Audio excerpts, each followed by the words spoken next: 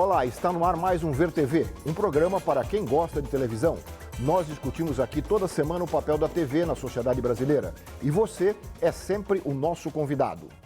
A cultura do estupro, enraizada e naturalizada no Brasil, é formada pela combinação de vários fatores. Um deles está no papel desempenhado pela televisão. Espaços para discutir essa questão com seriedade são pequenos, quase inexistentes. Interessada em conquistar índices de audiência, a TV explora o corpo da mulher e faz da violência um grande espetáculo. A cultura do estupro e a televisão é o tema do Ver TV de hoje, que será debatido por Jacira Vieira, diretora executiva do Instituto Patrícia Galvão. Fábio Paes, presidente do CONANDA, o Conselho Nacional dos Direitos da Criança e do Adolescente. E Ana Rita Souza Prata, defensora pública do Estado de São Paulo e coordenadora do Núcleo Especializado de Promoção dos Direitos da Mulher. Muito obrigado aos três por terem aceito aqui o nosso convite para, infelizmente, comentarmos um tema que está hoje na pauta nacional. Mas antes de começarmos aqui a nossa conversa, vamos ver mais algumas informações sobre o assunto de hoje do Ver TV. Casos de estupros coletivos no Rio de Janeiro e no Piauí voltaram a chocar o país. Ganharam as manchetes nacionais e correram o mundo. Passado o impacto inicial, a tendência é o esquecimento. Segundo dados do Fórum Nacional de Segurança Pública, são notificados cerca de 50 mil estupros por ano no Brasil, ou um a cada 11 minutos. 70% praticados contra crianças e adolescentes. 15% dos ataques registrados do Ministério da Saúde foram praticados por 2 ou mais agressores. Mas os números reais são muito mais elevados. Ainda, segundo o Fórum de Segurança Pública, em 2014, foram notificados 47.646 casos de estupro. Mas como a notificação só atinge 10% dos casos, estima-se um número próximo a 500 mil. Poucos casos geram repercussão maior. Uma exceção foi o que envolveu o médico Roger Abdelmaci, condenado por estuprar 58 pacientes. Uma das vítimas, Vana Lopes, contou em audiência na Câmara dos Deputados que foi violentada pelo médico em 1993 e recorreu à justiça, não sendo atendida. Ela agora coordena o grupo Vítimas Unidas, que acolhe e ajuda pessoas, principalmente na hora de denunciarem os agressores. O que eu posso dizer com relação a essa violência que eu sofri? Bom, o certo seria, agora que ele está preso, né, todo mundo falar para mim, Vana, então pronto, acabou, esquece. A sentença não está ligada, gente, ao perdão. O perdão é uma coisa íntima da vítima. Nós somos mais de 100 mulheres. Algumas podem ter perdoado ou não. Isso aí é uma coisa muito íntima. Não tem nada a ver com sentença. A sentença e o perdão judicial. Mas eu acho que o perdão não caminha de mão dada com a justiça. O que caminha de mão dada com a justiça é a contínua justiça. É você procurar, então, fazer justiça para outros. E é o que eu estou tentando fazer agora, porque eu não vou dizer a vocês que tem cura para um trauma dessa categoria, nem de categoria nenhuma. Toda pessoa que sofre uma tragédia, ela fica com uma cicatriz. Eu vou explicar dessa forma para ver se vocês me entendem. Se a gente sofre um acidente de carro, você fica com uma cicatriz, vamos supor, no rosto, né? O máximo que você pode fazer é uma plástica e o cirurgião vai transferir essa cicatriz para de trás da orelha. Mas ele não vai conseguir tirar toda a cicatriz, ela só vai mudar de lugar. Ela vai estar sempre ali. Ela vai deixar de ser horrorosa, vai deixar de ficar te assustando, mas ela vai estar presente. Então, é isso que eu fiz com a minha cicatriz. Ela não tem cura, eu vou ter sempre esse trauma, mas eu mudei ela de lugar. Eu estou procurando ajudar outras pessoas com essa ONG, que nós montamos, que chama-se Vítimas Unidas. Para a ex-ministra da Secretaria de Política para Mulheres, Eleonora Menicucci, é preciso enfrentar a cultura da violência que está ligada ao modelo patriarcal e machista com que o Brasil foi colonizado. Pesquisa do IPEA, o Instituto de Pesquisas Econômicas Aplicadas, revelou que 26% dos homens entrevistados concordavam com a afirmação de que mulher que mostra o corpo deve ser atacada. A violência, em geral, é pauta diária dos programas policialescos da televisão, transmitidos nos mais diversos horários em todo o país. Neles, o machismo é constante. Caso emblemático foi o relato de estupro feito pelo ator Alexandre Frota num programa de TV. E comecei a sapecar a mãe santa, hein? Cara, eu fiz tanta pressão aqui na nuca da mulher, que ela dormiu. Ela apagou igual no Ultimate. Você finalizou? Apagou, finalizei. Ela dormiu assim, ó. A criminalização da vítima é um dos pontos centrais da cultura do estupro. No recente caso do Rio, a vítima, depois de violentada, ainda teve que responder perguntas agressivas feitas pelo delegado encarregado inicialmente do caso, atitude que determinou sua substituição por uma delegada de polícia. Esse segundo vídeo já veio afirmar o que já estava no primeiro, que realmente aquela adolescente, ela foi abusada sexualmente, ela foi violentada, veio para afirmar a personalidade dos acusados e é de grande importância, sim, mas de tudo que está no primeiro vídeo, a gente encontra no segundo e para mim é só uma redundância. A presença da mulher como um simples objeto de consumo continua presente na propaganda, apesar do esforço de várias organizações da sociedade no sentido de coibir essa prática. Nas novelas, a violência contra a mulher, seja física ou psicológica, é constante. Algumas delas relativizam o problema, mostrando punições aos agressores, mas sempre depois de exibir com certa naturalidade os ataques às mulheres.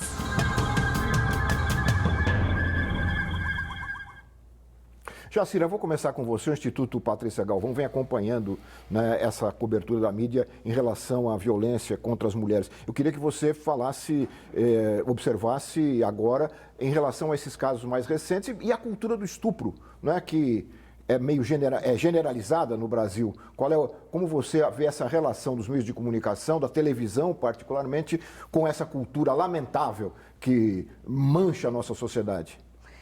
Eu vejo que a televisão contribui muito. Veja, quando nós falamos de cultura do estupro, nós estamos falando de uma licença que a sociedade dá aos agressores para atacarem as mulheres. Que licença é essa? É a licença de dizer onde essa mulher estava, o que ela estava fazendo, que roupa ela estava usando. Isto quer dizer que a sociedade vê na mulher, ela não só tem que ser recatada e tem que impedir que ocorra o estupro, impedir que ocorra a violência sexual. Bom, o que a televisão faz nesse caso? Primeiro, você já mostrou os programas policialescos que exploram ao máximo esses crimes e muito questionando o lugar da vítima, onde ela estava, se estava num funk, porque foi no funk, se estava num baile, porque estava num baile, se bebeu, porque bebeu.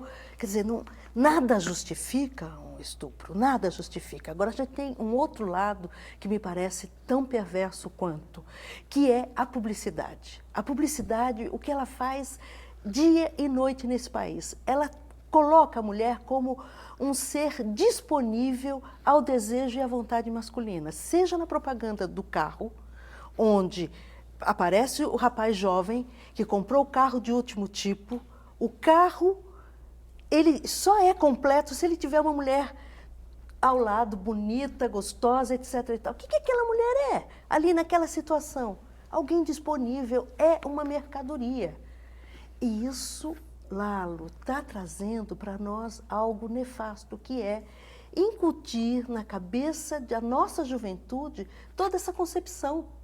Então, quando nós falamos de cultura de violência, nós estamos falando disso. Nós temos uma sociedade perversa que traz esse sentido de licença para a violência contra as mulheres. E que as mulheres têm que não só se proteger, mas impedir esse desejo incontrolável, insaciável, que é masculino. Muito bem, quero colocar o Fábio aqui na conversa também. Fábio, eu sei que você já se manifestou a respeito dessa situação. Gostaria de ouvi-lo sobre essa cultura que paira na nossa sociedade. Bem, primeiro falar que o caso do Rio de Janeiro, o caso do Piauí, Brasília, Bahia, que são os casos mais que mais se dá cobertura da mídia nestes fatos, demonstra aí algumas variáveis que são complexas.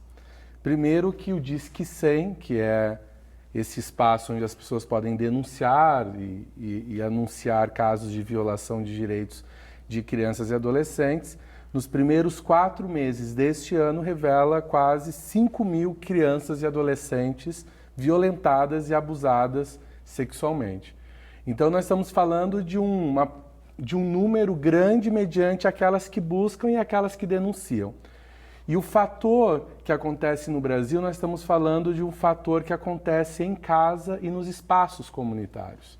A violência com a criança e do adolescente, nós sabemos, índices, dados, que são repetidos tanto pela ONU em âmbito internacional e também pelas organizações em âmbito nacional, pela Childhood, pelo Unicef e pelo próprio Conselho Nacional da Criança, demonstram que é neste cenário doméstico em que se rege ali diversas violações de direitos. E aí, por que eu estou falando do lar e do ambiente familiar e do ambiente comunitário? Porque a questão do estupro de mulheres é um caso grave. Agora, quando nós falamos de criança e adolescente, nós temos que colocar dentro desta gravidade uma complexidade muito maior. Porque, ademais de serem mulheres, são crianças e adolescentes. E a criança e o adolescente, dentro da história da humanidade, sempre foram objetos de adultos. Então, nós estamos falando de um DNA de vulnerabilidade muito maior. Porque, ademais de serem mulheres, muitas vezes que os índices demonstram isso, são meninas, nós estamos falando que são crianças e adolescentes, que são manipuladas, que rege ali a dimensão do adultocentrismo, o adulto governa a minha vida, o adulto se apropria de mim, e aí vem a dimensão do silêncio, da figura da autoridade, muitas vezes de pais, de familiares e etc. Então, esse debate sobre a cultura do estupro, para nós da área da criança e do adolescente, ela já tem uma trajetória muito triste antes da Idade Média e que nesta contemporaneidade que nós estamos vivendo, fatores como a mídia, fatores como os espaços das mídias sociais, fatores outros que fazem parte do nosso mundo hoje moderno e pós-moderno, demonstram uma preocupação muito maior, porque muitas vezes a gente não consegue não só não identificar, como não consegue prevenir situações, porque o nosso olhar merece um olhar mais atento e mais apurado de algumas situações. Então, para nós que defendemos direitos humanos de crianças e adolescentes, este fato do Rio de Janeiro demonstra um processo de discussão que nós temos que debater. O papel da mídia, o papel dos ambientes protetores comunitários, os ambientes protetores chamado família, casa, lar, os processos de proteção do sistema de garantia de direitos, os conselhos tutelares, como que se dá esse sistema dentro destas situações, tanto para prevenir quanto para responder às questões destas vítimas que acabam acontecendo diariamente. Então nós estamos falando realmente de um tema complexo e que hoje as nossas políticas, eu não tenho vergonha ou medo de falar isso, realmente não respondem a esta perversidade, a este acúmulo de situações de violação de direitos, em especial desses casos de estupro de meninas e de meninos também que existem, mas de meninas especialmente. No Brasil nós vamos ter que enfrentar com muita sinceridade, com muita ousadia junto com redes e etc. Nós vamos aprofundar um pouco essas questões aqui ao longo do programa, mas eu queria colocar aqui também a Ana Rita. A Defensoria Pública, como ela trabalha na tentativa de minimizar um pouco esse tipo de problema? Nossa primeira expectativa é trazer a discussão sobre o tema. acho que contribuindo um pouco, a gente começar a discutir gênero nas questões da infância e juventude também, o quanto as meninas estão mais vulneráveis do que as mulheres. Acho que as estatísticas mostram que 70% das violências acontecidas, sofridas por crianças e adolescentes, vêm de pessoas conhecidas, mas o índice para as mulheres adultas também é grande. Então, pensar que isso só reforça a ideia da cultura do estupro, do quanto essa conduta é naturalizada, é relativizada, é romantizada. Né? A gente vê a mídia romantizando, principalmente novelas, romantizando as condutas de forçar o sexo, forçar uma atitude, como se isso fosse uma prova de amor. E a Defensoria tenta desconstruir essas ideias, trazer essa discussão para dentro da Defensoria, promover educação de direitos, conscientizar as mulheres dos seus direitos, para esforçar que elas busquem seus direitos, porque é muito difícil para uma mulher denunciar também. Né? A gente não pode exigir que uma mulher procure um caminho que muitas vezes não vai ser acolhedor para ela. Como nós dissemos aqui no VT de Abertura. Olha, eu vou ter que fazer um rápido intervalo, mas nós voltamos em seguida, conversando aqui com os nossos convidados sobre a televisão e a cultura do estupro que existe no Brasil. Nós voltamos já.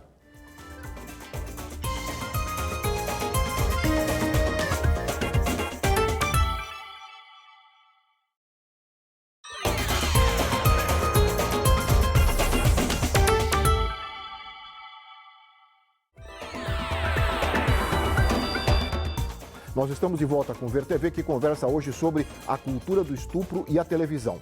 A secretária adjunta dos Direitos Humanos da Prefeitura de São Paulo, Djamila Ribeiro, lembra as origens da cultura do estupro no Brasil. Vamos ouvi-la e depois eu queria ouvir também a opinião de vocês a respeito deste tema que ela levanta aqui. Vamos ouvir a Djamila. A miscigenação tem uma ligação direta com a cultura do estupro no sentido de que as mulheres negras elas eram estupradas no período colonial. Então, acho importante também falar, a gente louva a miscigenação no Brasil, não que é algo ruim, não é isso, mas quando ela começa, ela tem como base a violência, porque aquelas mulheres elas eram submetidas a isso, elas eram obrigadas a. Então, a gente tem uma relação direta entre colonização e cultura do estupro, que eu acho que a gente precisa conversar sobre isso no Brasil de forma mais madura, porque esse debate muitas vezes fica escamoteado numa louvação da miscigenação, esquecendo como que se deu a origem dela, E a origem delas a gente sabe que eram mulheres negras escravizadas, sendo estupradas e violentadas. A mídia ela tem um papel fundamental na maneira de reproduzir esses valores machistas e racistas. Acho que o racismo e o machismo eles são elementos estruturantes da sociedade, então todos os espaços vão reproduzir isso, não tem nenhum espaço isento disso.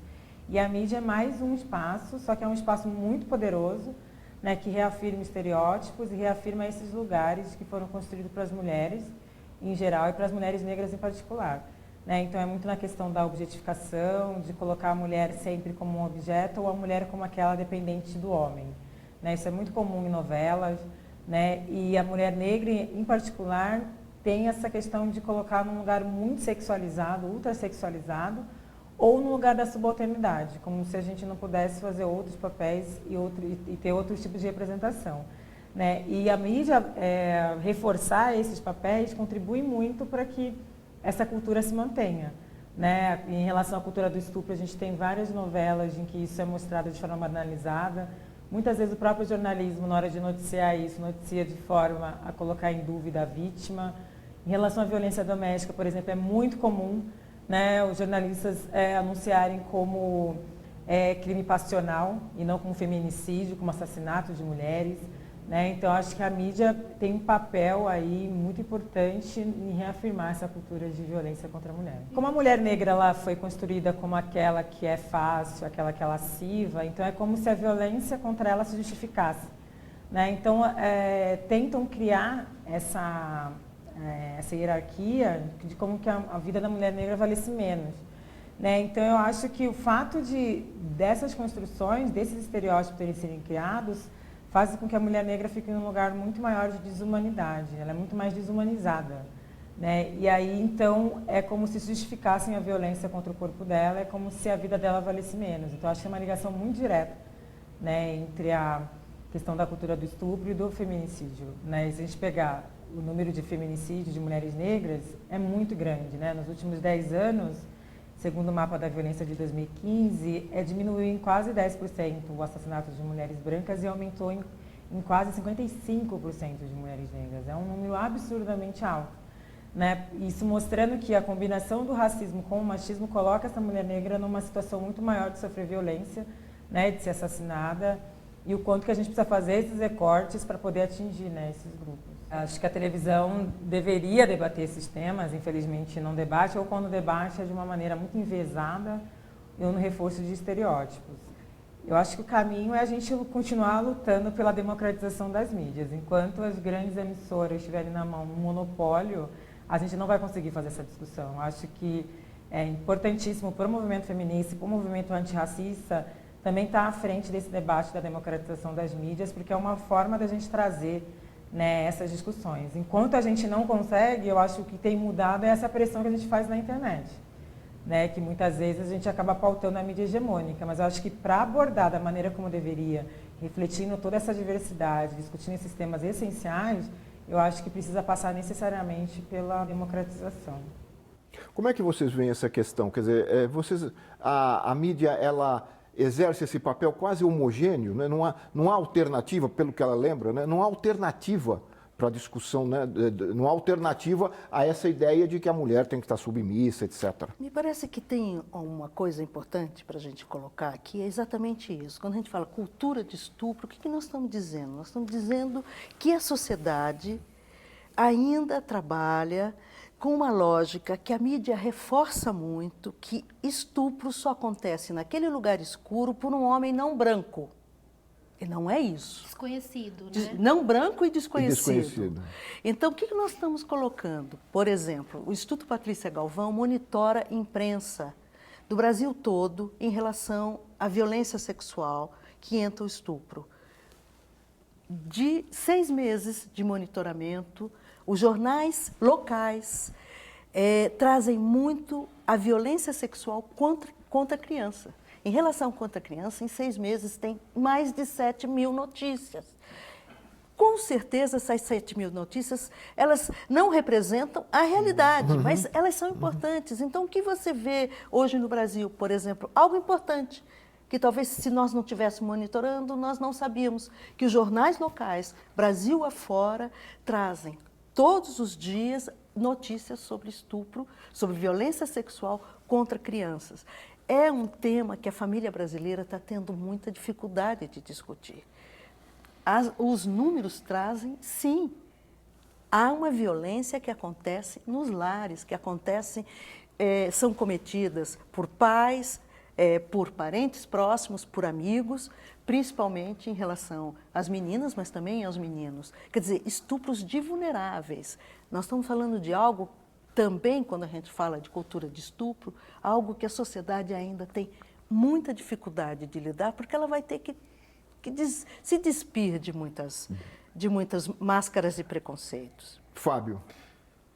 Eu acho o seguinte, que dentro dessa sua fala, tem uma preocupação que hoje está sendo muito abordada lá no Conselho e que eu tenho falado em diversos lugares, que está no fundo destas questões todas a questão de gênero também. E toda essa perspectiva histórica que a secretária apresenta, uma cultura machista, patriarcal, que vem desde a época da colônia e antes dela também, porém que se caracteriza as mulheres como objeto, ou as pessoas como objeto do meu prazer e etc. E a questão, para poder enfrentar esse cenário, agora indo muito no campo das políticas públicas ou na incidência das políticas públicas, nós estamos vivendo um cenário muito perverso, que o Frei Beto fez um texto muito interessante onde ele fala: estupra-se meninas diariamente a partir de quais critérios?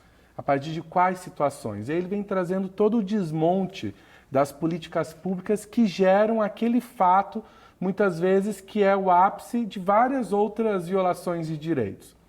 E aí, uma das coisas que é fundamental nesse debate sobre a questão de gênero, que um dos fatores de maior estupro político hoje é quando no Congresso Federal, por exemplo, você tem diversos projetos de leis que, ao invés de libertar as meninas e os meninos brasileiros, estão escravizando ou colocando eles como objeto. Por exemplo? Estatuto da Família, onde vai falar que casais homoafetivos não têm direito de viver em família ou ser uma família, etc. Outros projetos que parece que não tem nada a ver, mas com a questão da redução da idade penal. Quando a própria mídia vai alimentando a opinião pública para se gerar um fator político no Congresso. E hoje, as bancadas que geram no Congresso Federal, esta audiência pública, que a companheira ali daquela união de vítimas estava em Brasília, eu estava participando. Nós estávamos defendendo e falando sobre os dados. Neste exato momento entra o Marcos Feliciano, totalmente irritado, falando o seguinte, indo para a etimologia da palavra cultura, falando que cultura representa beleza, princípio estético. E aí nós ficamos assim abismados, assim, deputado, nós não estamos falando de cultura de dicionário, nós estamos falando de uma cultura existente no Brasil. E ele ficou 1 hora do seu discurso defendendo um conceito. Agora, então, Fábio, deixa eu pegar esse gancho com você. Uma outra dimensão dessa discussão, nós temos um Congresso de uma qualidade medonha. O que está também em relação a esse tema que eu acho que merece toda a nossa atenção? Todos os congressos, todo o Congresso Nacional está acontecendo nas câmaras municipais e nas esferas estaduais, o impedimento da discussão de gênero nas escolas. O que é discutir gênero nas escolas? É discutir a desigualdade cultural, das culturas de criação de menino e menina. Como você cria as meninas ainda no Brasil? Você cria as meninas com muitas interdições, cheia de limites, e os garotos no espaço público e privado com uma liberdade sem limite. Isto é, essa maneira é perversa. Ela desconstrói a sociedade e as relações entre homens e mulheres. Mas essa era a minha conclusão, era um pouco aí que eu queria chegar. Nós estamos falando de um congresso que gera a perspectiva de um Estatuto da Família, contra a redução, a favor da redução da idade penal, e que também é contra qualquer tipo de a entrada no currículo das escolas a questão e a perspectiva, o enfoque de gênero. Isso é, de desigualdade de gênero, desigualdade de homens e mulheres. Então nós estamos falando de uma disputa de visões de mundo e de visões de ser humano. E hoje nós estamos totalmente capturados por uma visão doutrinária, é o que rege o Congresso Federal e é o que rege muitas políticas estaduais e municipais, e por causa deste fator nós não colocamos na mesa a questão do enfoque de gênero, a questão da liberdade de ser e existir da sua maneira. Nós tivemos no Rio Grande do Sul agora o movimento do shortinho, das meninas das escolas que falaram o seguinte, eu tenho direito de ir de shortinho. E aí a diretora falou o seguinte, não, mas isso abre um precedente em que as suas pernas, é perigoso você demonstrar as suas pernas. Ela falou assim, a minha perna, e aí elas falaram várias coisas, eu tenho direito de mostrar para quem e quando eu quiser. Isso não tem a ver que alguém tem direito sobre o meu corpo. Então está colocado aí uma nova visão que vem sendo rompida, muitos pelos meninos e pelas meninas em vários lugares, mas que a nossa política, a nossa visão de sistema brasileiro é regido por visões conservadoras, doutrinárias e outras coisas que eu nem gostaria de falar aqui. Diga. Eu acho que para complementar isso, acho que tudo tem uma relação, é importante a gente pensar que não poder discutir gênero, focar nesse estereótipo do homem que estupra, ser um homem diferente daquele da família, do cuidador, do pai, a redução da maioridade penal, tudo isso é conveniente para se manter o status quo, porque aí se eleva a pessoa que pratica o fato criminoso, que em muitos casos são adolescentes também, como uma pessoa doente, como uma pessoa desviada, que vai ser segregada, e não se precisa discutir em sociedade o problema em si. Porque quem comete esse tipo de problema tem que ser segregado da sociedade. O governador do Rio disse que tem que ser morto. Ele defendeu a pena de morte. Tem que ser segregado da sociedade, e a sociedade sem essa pessoa não vai ter mais esse problema. Então isso é uma enganação. para a gente enfrentar de fato o que está acontecendo. E as estatísticas mostram que o que está acontecendo é sim uma cultura de estupro. É sim estupros cometidos por pessoas conhecidas, que frequentam a sua casa, pelo pai de família, que não é essa pessoa desviada, como se pinta na mídia também. Acho que quando a mídia decide trazer os fatos, ela também eleva esse agressor a um status de não humano. E aí se perde essa discussão também. Nós estamos chegando ao final do segundo bloco, mas eu queria lembrar, e ouvir depois de vocês, a importância de se discutir essas questões. Quando o Fábio falava, eu ficava pensando na dificuldade que as crianças e adolescentes têm de revelar as agressões que sofrem, porque isso é um tabu na sociedade. Se a televisão abrisse mais espaço para discussões sérias, talvez essas crianças e adolescentes tivessem mais coragem, pudessem ter mais coragem, ou menos receio, né, de colocar de público as agressões que eles sofrem e conter esse tipo de agressão.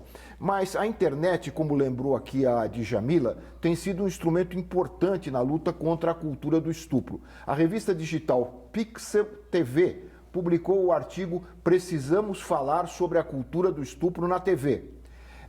A bibliotecária Maísa França, ela fala lá de Botucatu, onde mora, no interior de São Paulo, através do Skype, sobre o site e o artigo do qual ela colaborou. Vamos ouvi-la. O nosso site é formado majoritariamente por mulheres, né? E nós resolvemos fazer esse texto com um pouco de cautela e assim, um pouco de coragem também, porque a gente precisa falar desse tema, mas não é um tema fácil de ser discutido. Nós ficamos, acho que 2 semanas trabalhando em cima do texto, eu e as outras 2 meninas editoras do site, que são as criadoras da revista também, para conseguir mostrar como isso é mostrado na TV, né? Conseguir dar um panorama para o pessoal ver que a TV contribui negativamente para a propagação dessa cultura. Eu acho que o primeiro passo é a gente aceitar que essa cultura existe, né? Porque por mais que a televisão mostre tudo isso, e a gente viu nos exemplos do texto que são coisas que acontecem desde a década de 80 até hoje, quando a gente começar a aceitar que essa cultura existe, aí sim a TV vai ter um papel para disseminar informação melhor sobre esse tipo de cultura. E aí vai abrir um espaço para um debate saudável, né? A gente não vai ver esses comentários que a gente costuma ver em vídeo, e eu acredito que ela vai ser um reflexo bom da sociedade quando a sociedade melhorar. Enquanto a gente não conseguir melhorar a nossa cabeça e tudo, conseguir mudar o pensamento dos outros, a TV, infelizmente, eu acredito que vai continuar refletindo esse tipo de pensamento. E as histórias das mulheres vão continuar sendo romantizadas, os estupros vão continuar sendo usados para chamar atenção, para melhorar a personagem em algum aspecto da trama, e por aí vai. Não é fácil discutir o tema, né? Não é fácil. Eu vou ter que fazer mais um intervalinho e eu queria ver a resposta de vocês, o comentário de vocês, logo depois dessa nossa pausa. O VTV volta já.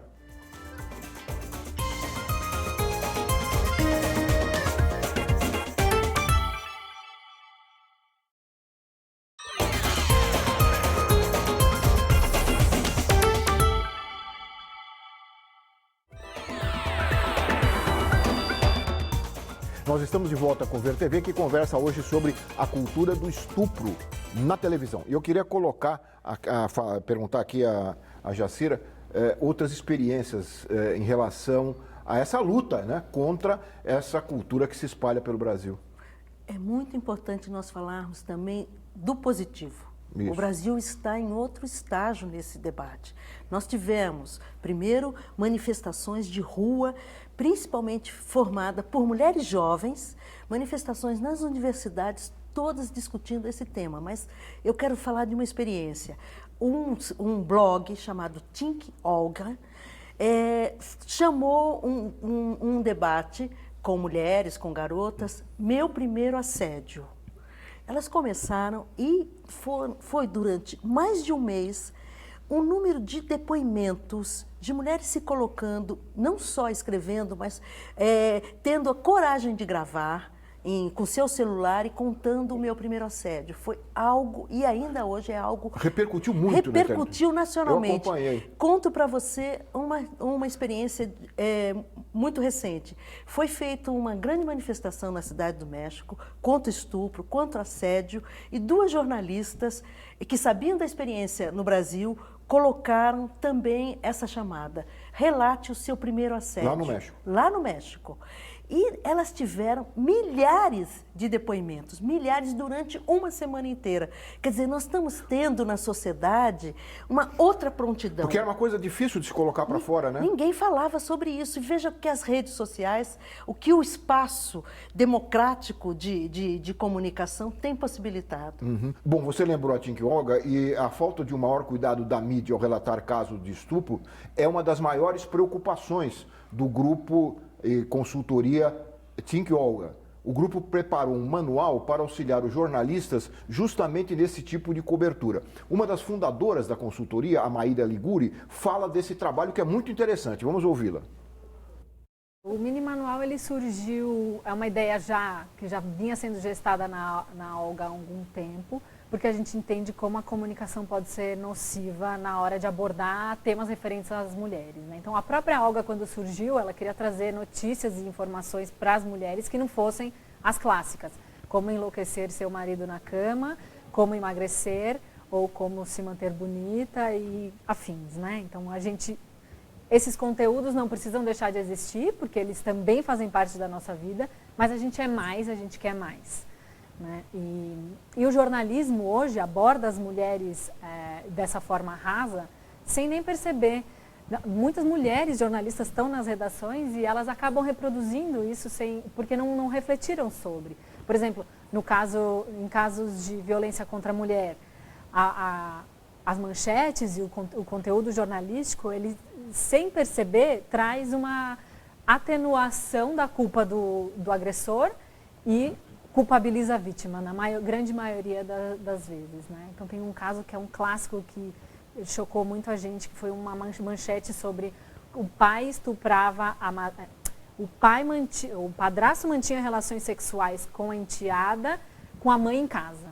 E o jeito que a manchete foi construída dava a entender que a culpa era da mãe, que estava em casa e não estava olhando para o que estava acontecendo. Então, em primeiro lugar, padrasto não mantém relações sexuais com a enteada pequena, porque isso se chama estupro, não são relações sexuais, não é uma relação afetiva, não existe amor aí. Nós estamos falando de um crime. E segundo, a mãe estar em casa nem deveria estar na manchete, porque isso não é o mais relevante. E só contribui para culpabilizar a mãe por não estar de olho e diminuir a culpa do padrasto. Então, esse é um exemplo. O mini manual de jornalismo ele veio para levantar esse tipo de questionamento. Quando você for escrever sobre isso, presta atenção no qual é a informação de fato, né? E quem são os culpados por isso. Não cabe à mídia jamais tomar partido e antecipar julgamentos, claro. Se ele é um suposto estuprador, ainda não é algo comprovado, a gente não pode afirmar que ele é um estuprador. Mas não vamos colocar a culpa na vítima. Isso é uma coisa que a imprensa repete sem pensar, sem perceber.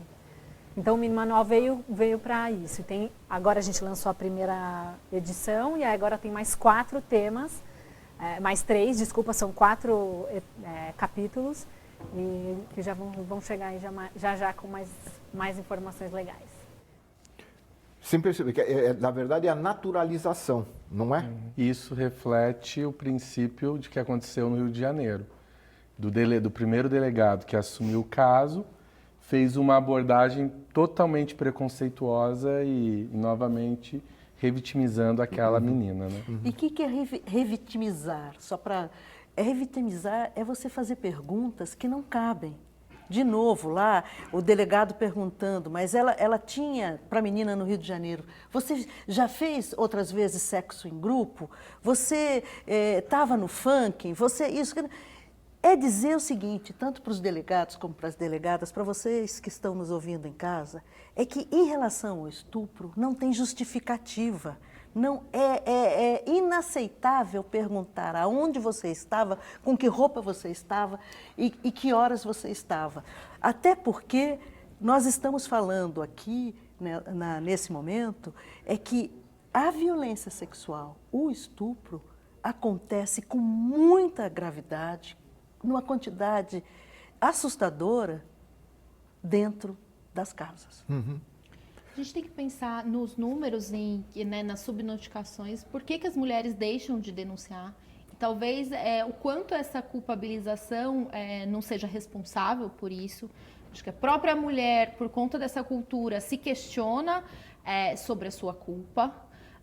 E para ultrapassar esse caminho e chegar a relatar um fato desse, correndo o risco de ser julgada, de ser questionada, correndo o risco de ser desacreditada, correndo o risco, em casos extremos, que são casos como que a gente acompanhou, que a mulher vítima da violência acabou sendo processada e condenada pelo crime de denunciação caluniosa, em que o delegado não acreditou em sua versão e falou que ela estava inventando o estupro para justificar para o pai que ela tinha dormido fora de casa. E ela acabou sendo condenada a 3 anos de pena.